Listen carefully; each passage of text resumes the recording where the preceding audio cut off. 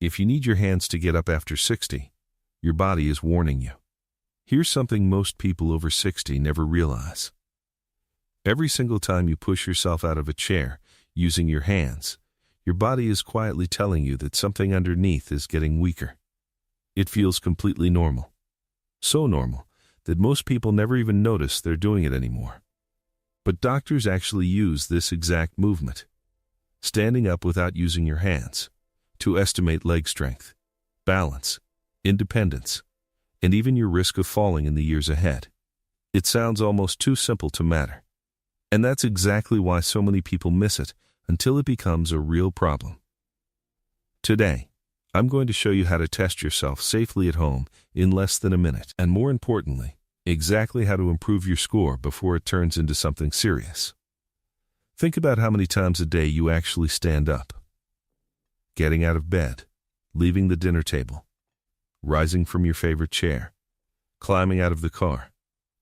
Most of us do this dozens of times without giving it a second thought, and that's precisely the problem. Because it's easy to miss a slow decline in something you do on autopilot. If you've noticed yourself instinctively reaching for the armrest, pushing off your knee, or rocking forward a couple of times, just to build momentum before standing, your body has already started compensating for lost strength somewhere along the way. And here's the part that should really catch your attention. Researchers have found that how easily a person can rise from a seated position without support is one of the strongest predictors of how independently they'll be able to live in the years ahead. Right up there with grip strength and walking speed. This isn't about vanity or fitness goals. This is about whether you can keep living life on your own terms. The ability to stand up without help is directly tied to whether you can keep gardening, keep traveling, keep chasing after grandkids at the park, or keep living in your own home instead of needing assisted care. When that ability starts slipping, it rarely announces itself with pain or a dramatic moment. It creeps in slowly, one small compensation at a time.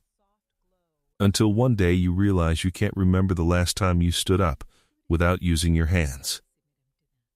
So before you brush this off as just another sign of getting older, stick with me, because by the end of this video you'll know exactly where you stand and exactly what to do about it.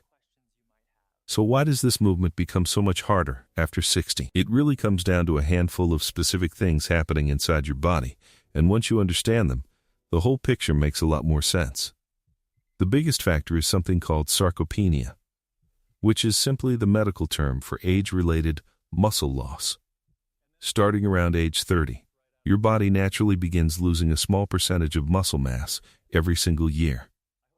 And unless you're actively working against it, that loss speeds up significantly after 60. The muscles hit hardest by this decline happen to be the exact ones you rely on to stand up. Your glutes, your quads, and your core, which is honestly a cruel coincidence when you think about it. Your glutes are actually the largest and most powerful muscle group in your entire body. And they do most of the heavy lifting every time you rise from a seated position.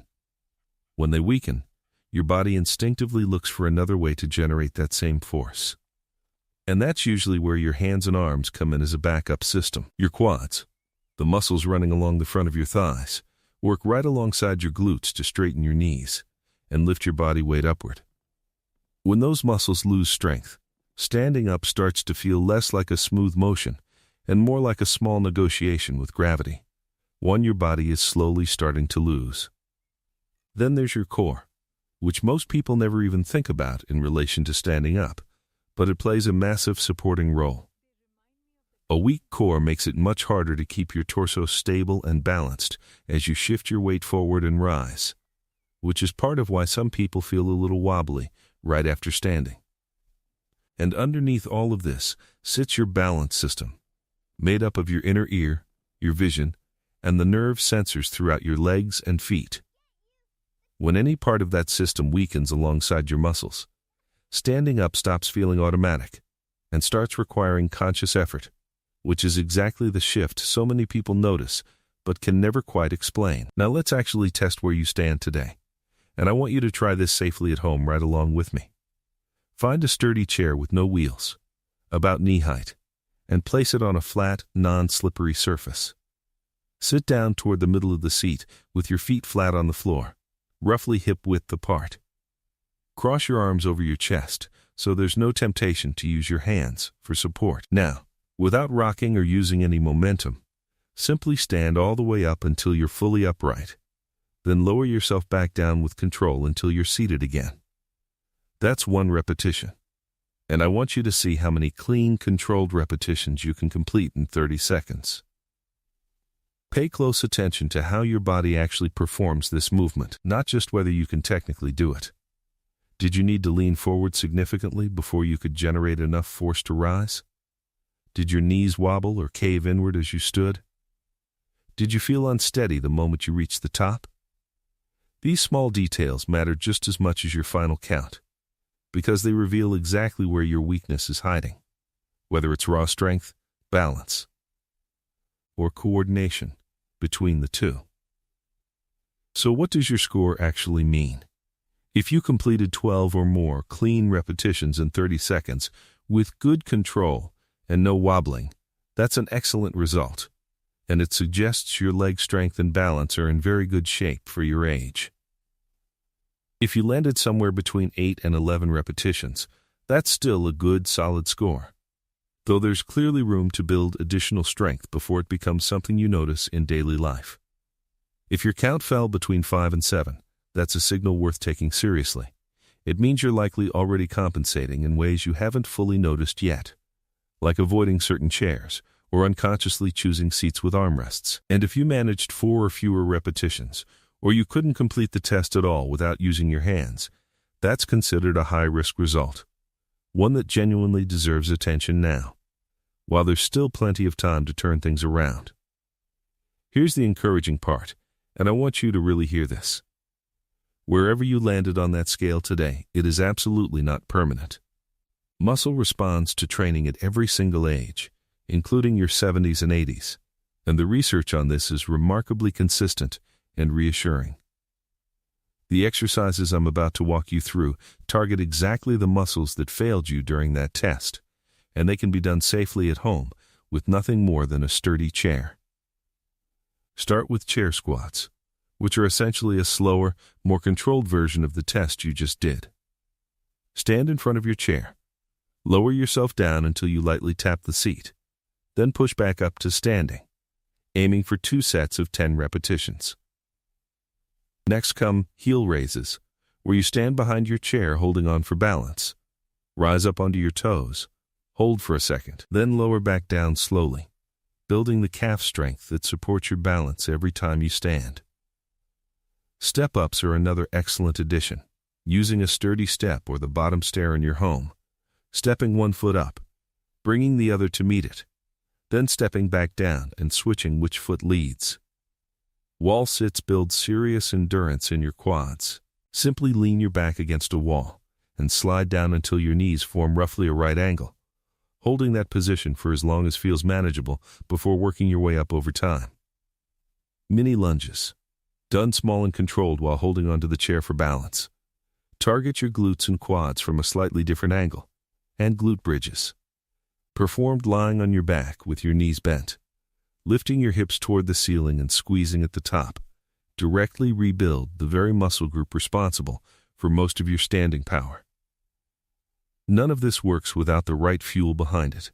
So let's talk briefly about nutrition, because your muscles genuinely cannot rebuild themselves without adequate protein. Eggs, fish, Greek yogurt, and beans are all excellent, accessible sources that fit easily into daily meals without requiring anything complicated or expensive.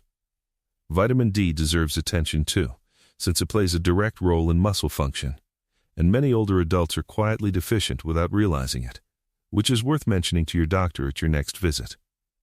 And don't overlook hydration, because even mild dehydration can leave your muscles feeling weaker and more fatigued than they actually are, making every one of these exercises feel harder than it needs to. So here's your challenge for today. Try that 30-second sit-to-stand test. Write down your number, and then commit to trying it again in 2 weeks after practicing these exercises a few times a week. Watching that number climb is one of the most motivating things you can experience, because it's concrete proof that your body is responding, that the decline isn't inevitable, and that you still have real control over how independent you stay in the years ahead. This test was never really about counting repetitions. It's about whether you can keep standing up on your own terms, today and for many years to come. If this helped you see something about your own strength you hadn't noticed before, go ahead and subscribe, because tomorrow we're covering another simple test doctors use to measure independence after 60, and you won't want to miss where this series goes next. Take care of those legs. They've carried you this far, and with a little consistent effort, they'll keep carrying you exactly where you want to go.